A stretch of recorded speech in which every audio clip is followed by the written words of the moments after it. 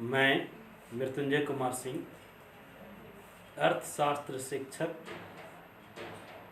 आप सबों के बीच में जो विभिन्न प्रतियोगी परीक्षाओं की तैयारी में जो बच्चे लगे हुए हैं, उन लोगों के लिए अर्थशास्त्र से संबंधित एक बेहद महत्वपूर्ण टॉपिक राष्ट्रीय आय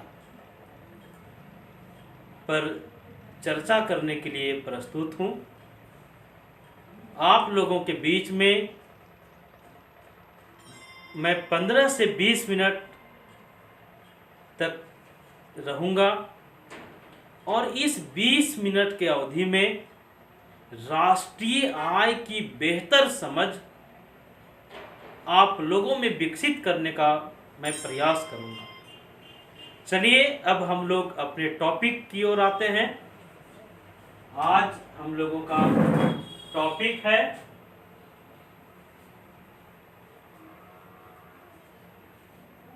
राष्ट्रीय आय।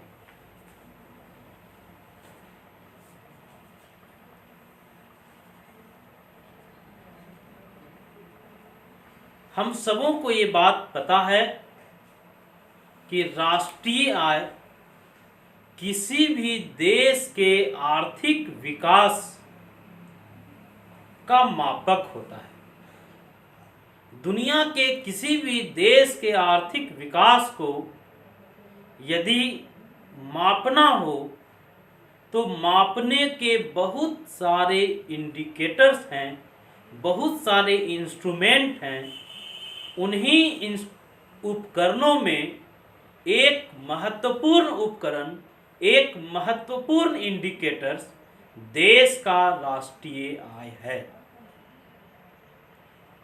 एक छोटी बात हम जानना चाहेंगे कि अगर किसी देश के आर्थिक विकास को समझना हो या दुनिया के दूसरे देशों के आर्थिक विकास के साथ तुलना करना हो तो उसके कौन कौन से मापदंड हो सकते हैं। उसमें से पहला मापक राष्ट्रीय आय होता है, दूसरा प्रति व्यक्ति आय होता है, जीवन की औसत प्रत्याशा होती है, मातृ मृत्यु दर होता है, शिशु मृत्यु दर हो सकता है और देश के लिटरेसी रेट भी मापन, विकास के मापन का काम कर सकता है। आज हमारे चर्चा के केंद्र में राष्ट्रीय आय है। राष्ट्रीय आय के गणना के विधियों पर हम लोग चर्चा करेंगे। सबसे पहले हम आप सबों को बताना चाहेंगे कि राष्ट्रीय आय एक लेखांकन वर्ष के लिए निकाला जाता है या राष्ट्रीय आय एक वित्तीय वर्ष के लिए निकाला जाता है। राष्ट्रीय आय में हम लोग पुरानी वस्तुओं के कीमतों को शामिल नहीं करते हैं। एक सरल परिभाषा है राष्ट्रीय आय का कि एक लेखांकन वर्ष में किसी देश के लोग देश के सीमा के अंदर जितनी भी वस्तुओं और सेवाओं का उत्पादन करेंगे, इसके अंतिम मौद्रिक मूल्य के जोड़ को राष्ट्रीय आय कहेंगे।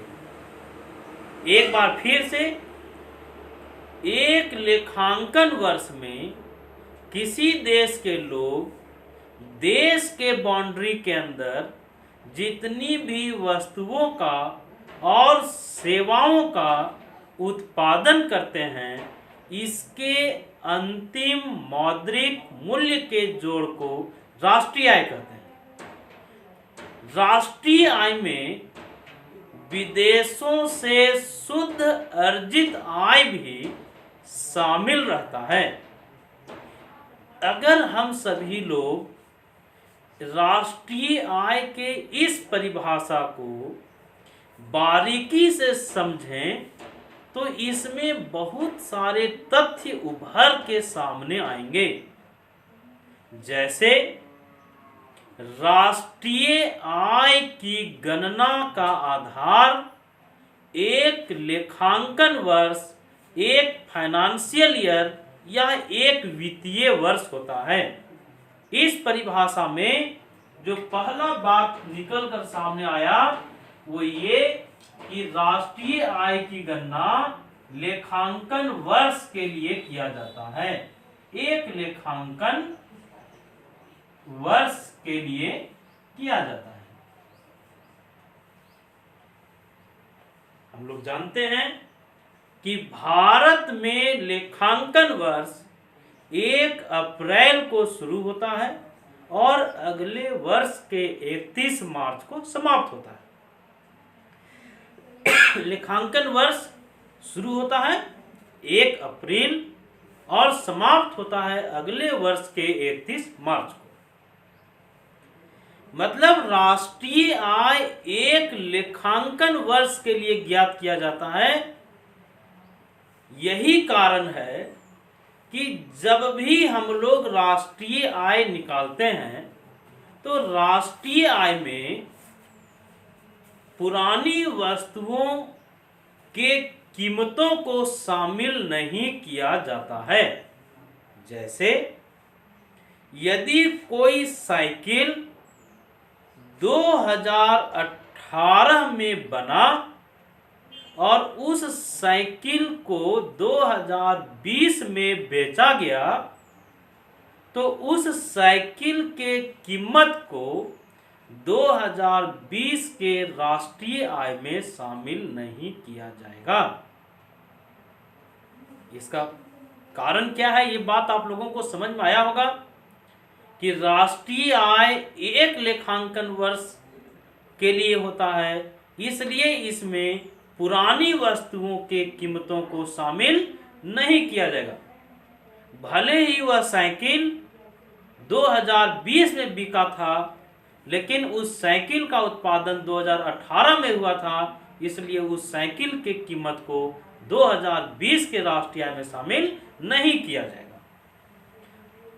दूसरा सबसे महत्वपूर्ण बात यह है कि जब हम लोग राष्ट्रीय आय की गणना करते हैं तो राष्ट्रीय आय की गणना में हम लोग वस्तु और सेवा के अंतिम मौद्रिक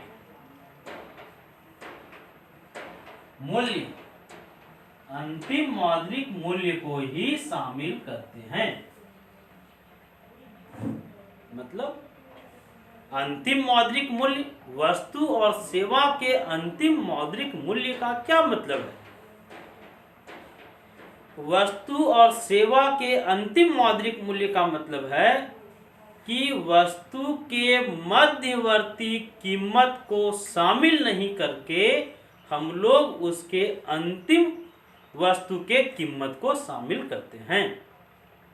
इस बात को आप एक सरल उदाहरण से समझ सकते हैं। जैसे यदि चीनी के कीमत को राष्ट्रीय आय में शामिल करना है तो हम लोग गन्ना के कीमत को राष्ट्रीय आय में शामिल नहीं करते हैं। गन्ना मध्यवर्ती वस्तु है और चीनी अंतिम वस्तु है। चीनी के कीमत में गन्ना का कीमत शामिल है, इसलिए राष्ट्रीय आय की गणना करते समय राष्ट्रीय आय का दोहरी गणना न हो जाए, दोहरी गणना से बचने के लिए हम लोग वस्तु और सेवा के अंतिम मौद्रिक मूल्य को ही जोड़ते हैं। ये तो अंतिम वस्तु की बात हुई, लेकिन अंतिम सेवा को आप कैसे समझेंगे कि आखिर अंतिम सेवा को कैसे जोड़ा जाए? जैसे मान लीजिए कोई डॉक्टर एक हॉस्पिटल चलाता है, कोई डॉक्टर एक हॉस्पिटल चला रहा है और डॉक्टर का एक फाइनेंशियल ईयर में इनकम 10 लाख है, लेकिन वो अपने कर्मचारियों को, नर्सों को, कंपाउंडर को या अन्य कर्मियों को वो 3 लाख रुपया वेतन के रूप में देता है। तो जब भी राष्ट्रीय आय निकाला जाता है तो सिर्फ डॉक्टर के आय को शामिल किया जाता है, नर्सों के आय को या डॉक्टर के अन्य कर्मियों के आय को राष्ट्रीय आय में शामिल नहीं किया जाता है। तो राष्ट्रीय आय में पहला बात हम लोग ये समझे कि राष्ट्रीय आय की गणना एक लेखांकन वर्ष के लिए होती है, इसलिए इसमें पुरानी वस्तुओं की कीमतों को शामिल नहीं किया जाता है। दूसरी बात कि राष्ट्रीय आय में वस्तु और सेवा के अंतिम मौद्रिक मूल्य को जोड़ते हैं, मध्यवर्ती मूल्य को नहीं जोड़ते हैं। जब हम लोग वस्तु और सेवा के अंतिम मौद्रिक मूल्य को जोड़ेंगे तो इसका लाभ क्या होगा? इसका लाभ ये होगा कि हम लोग दोहरी गणना से बच सकेंगे। दोहरी गणना से बचने के लिए ये काम किया जाता है। तीसरी बात, राष्ट्रीय आय के इस डिफिनेशन से सामने आया कि जब भी राष्ट्रीय आय निकाला जाता है तो विदेशों से शुद्ध अर्जित आय, विदेशों से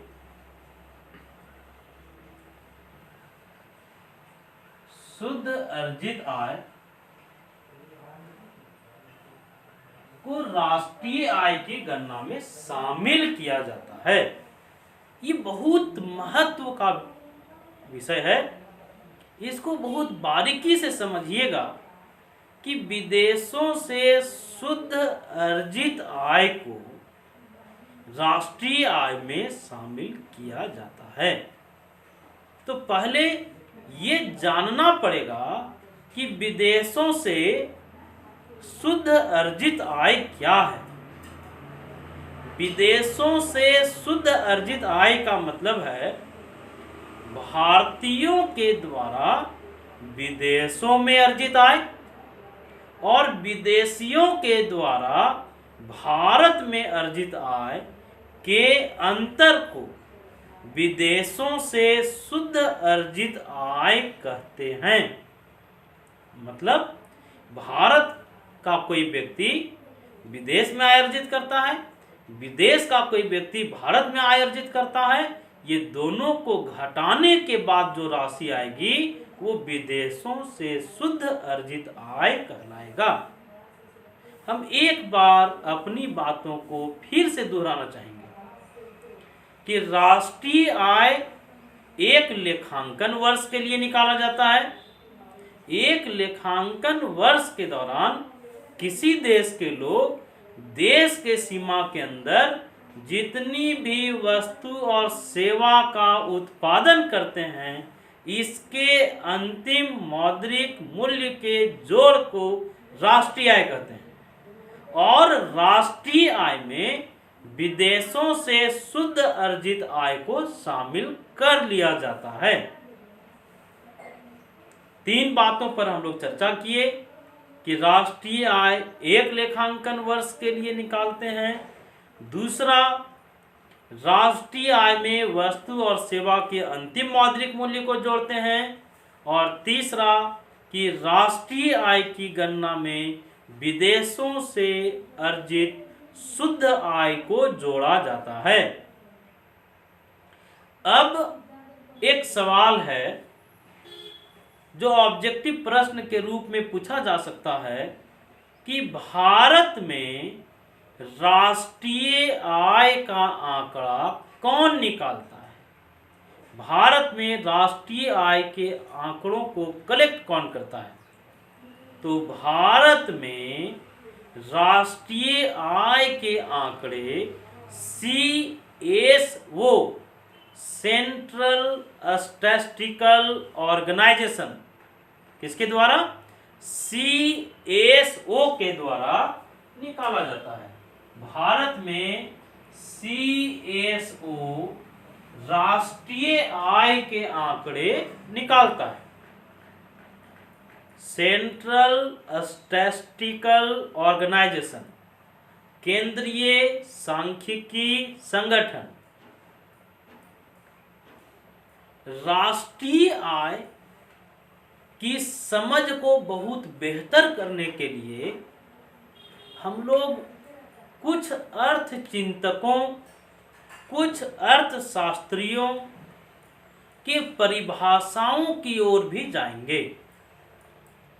राष्ट्रीय आय को समझने के लिए हम यहाँ मुख्य रूप से 3 अर्थशास्त्रियों के परिभाषाओं को सरल और सुबोध तरीके से आप लोगों के बीच में हम रखेंगे और हम लोग उन परिभाषाओं को बहुत आसानी से समझने का प्रयास करेंगे। उन अर्थशास्त्रियों में पहला नाम आता है प्रोफेसर मार्शल का।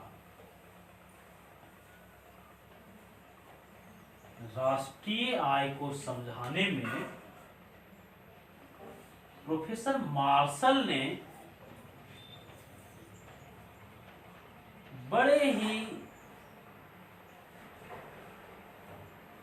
सरल शब्दों का प्रयोग किया है। प्रोफेसर मार्शल के शब्दों को आप अक्षर से सुनिए। इन्होंने कहा कि एक वर्ष के दौरान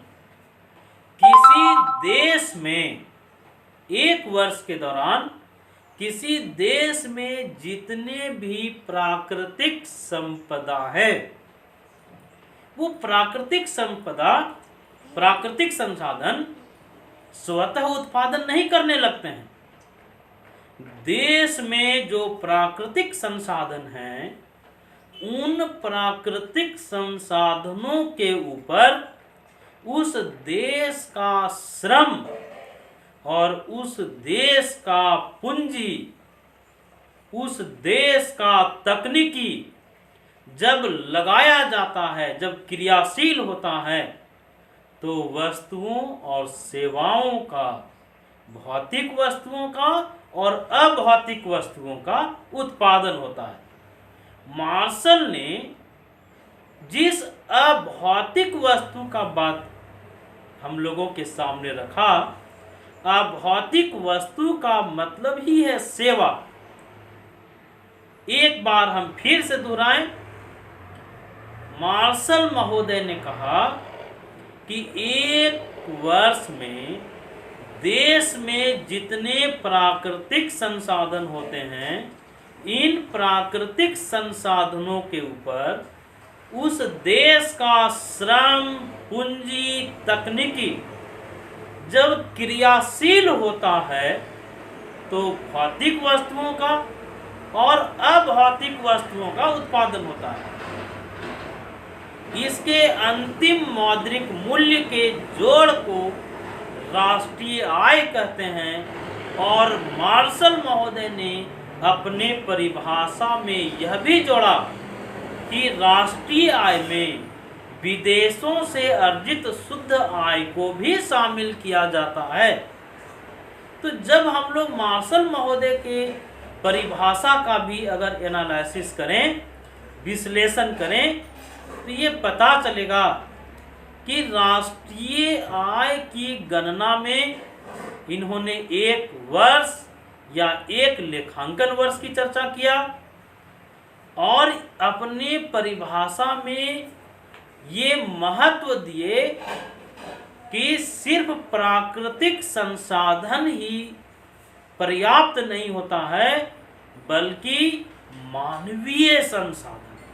क्योंकि इन्होंने कहा कि प्राकृतिक संसाधनों के ऊपर उस देश का मानव संसाधन और उस देश का पूंजी, उस देश का तकनीकी जब लगेगा, तो भौतिक वस्तुओं का उत्पादन होगा और अभौतिक वस्तुओं का उत्पादन होगा, अर्थात सेवाओं का उत्पादन होगा। इसके अंतिम मौद्रिक मूल्य के जोड़ को हम लोग राष्ट्रीय आय कहते हैं। और राष्ट्रीय आय में विदेशों से अर्जित आय को भी शामिल किया जाएगा। मार्शल महोदय ने राष्ट्रीय आय की गणना का आधार उत्पादन को माना। अगर आप इनके परिभाषा को देखे होंगे तो आपको लगा होगा कि राष्ट्रीय आय की गणना कैसे होगा, तो उत्पादन के आधार पर होगा। उत्पादन को इन्होंने महत्व दिया। एक सरल परिभाषा पीगू महोदय ने भी दिया। आप पीगू के परिभाषा को समझें। पीगू ने कहा कि राष्ट्रीय आय हमारे वास्तविक आय का वह भाग है जिसे मुद्रा में मापा जा सकता है।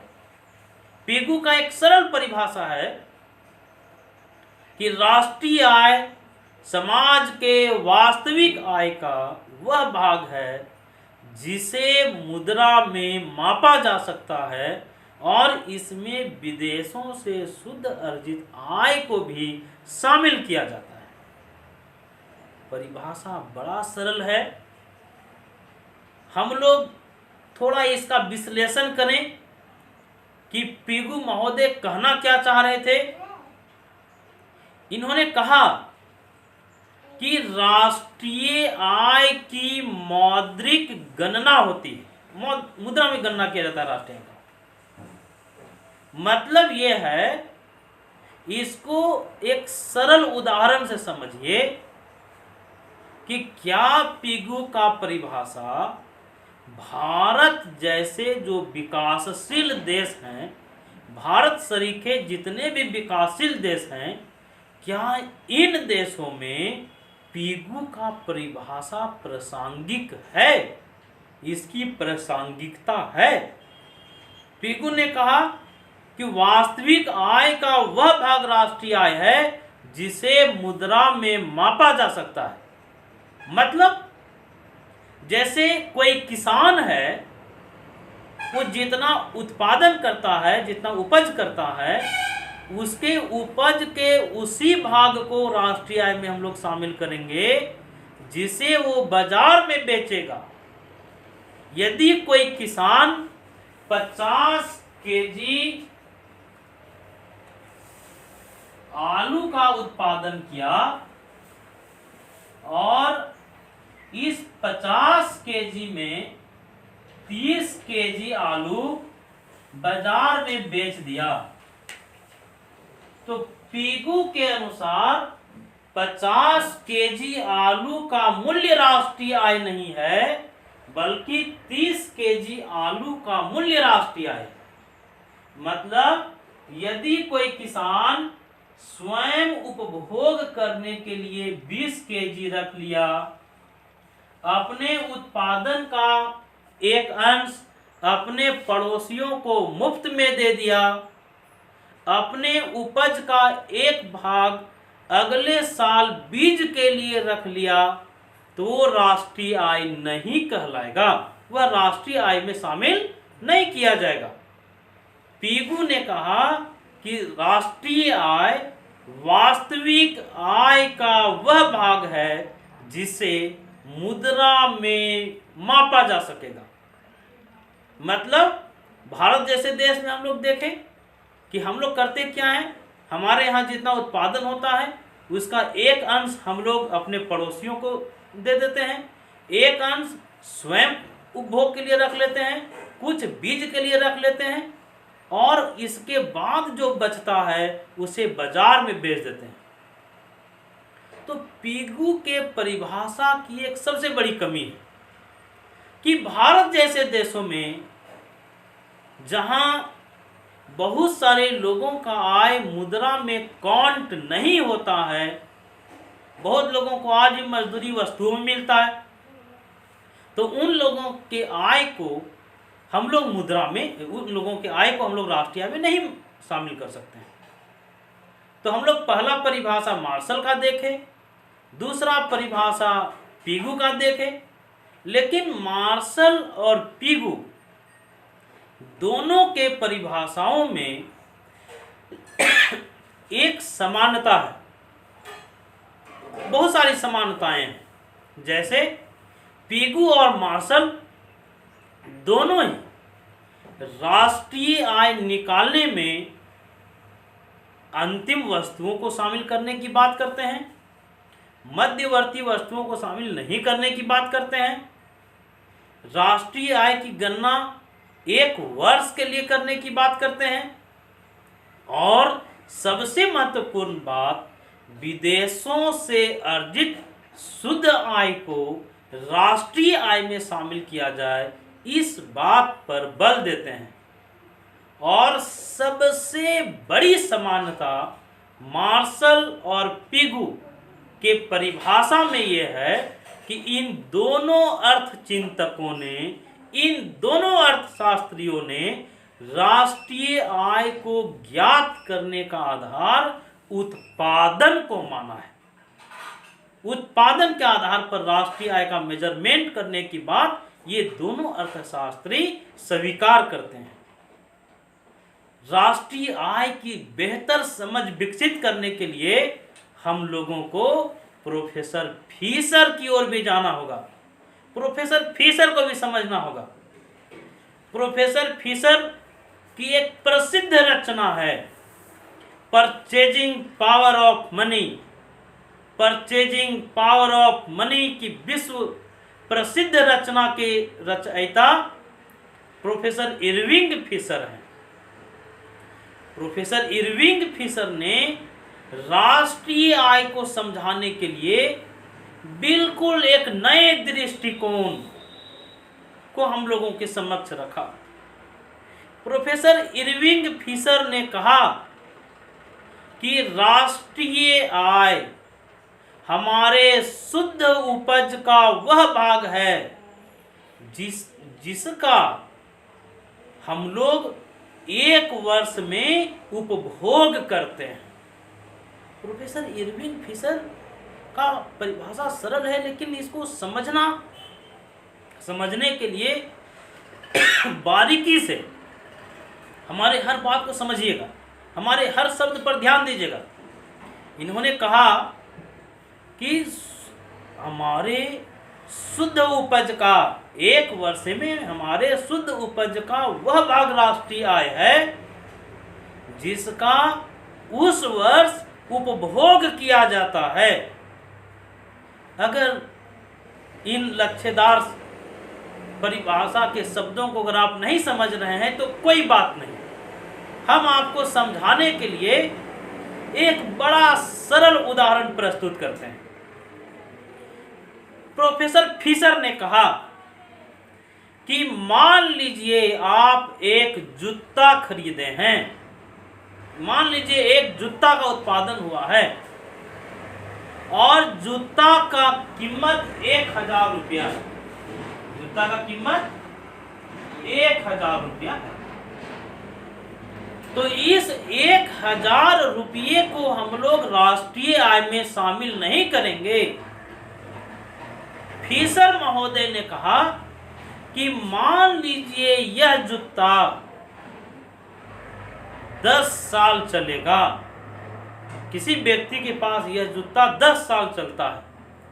मतलब ये हुआ कि हम लोग जूता के मूल्य का मात्र 100 रुपया ही एक वर्ष में उपभोग करते हैं। तो राष्ट्रीय आय में हम लोग सिर्फ 100 रुपये को शामिल करेंगे, 1000 रुपये को शामिल नहीं करेंगे। प्रोफेसर फिशर के इस परिभाषा को जब आप ध्यान देंगे तो मार्शल और पिगू से अलग किस मामले में यह है कि मार्शल और पिगू ने राष्ट्रीय आय की गणना का आधार प्रोडक्शन को माना, उत्पादन को माना, लेकिन प्रोफेसर फिशर ने राष्ट्रीय आय के गणना का आधार कंजम्पशन को माना है, उपभोग को माना है। पहला अंतर क्या था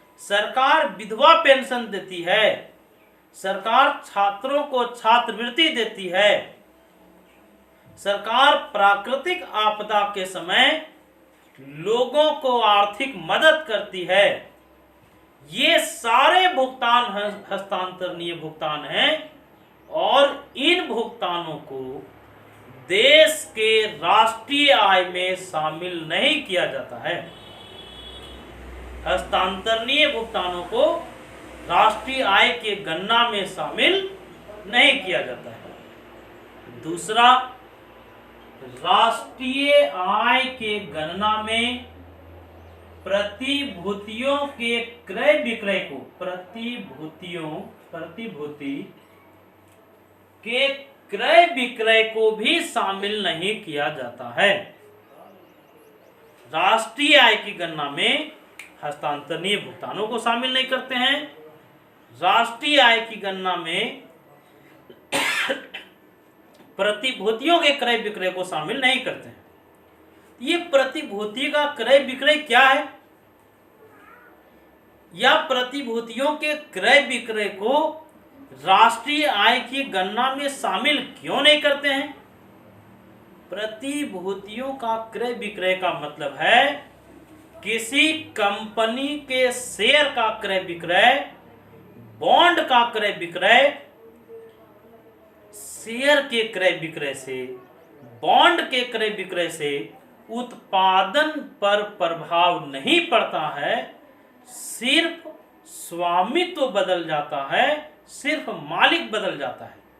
जैसे आप कोई शेयर खरीदे थे, वह शेयर हम खरीद लिए आपसे, तो इससे उत्पादन पर कोई फर्क नहीं पड़ा, सिर्फ उस शेयर का मालिक बदला।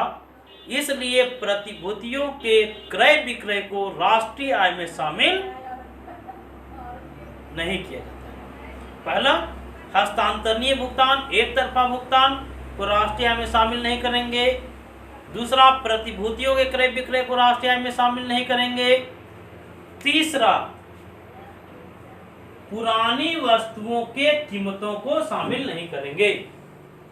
पहला, हस्तांतरणीय भुगतानों को शामिल नहीं करते हैं।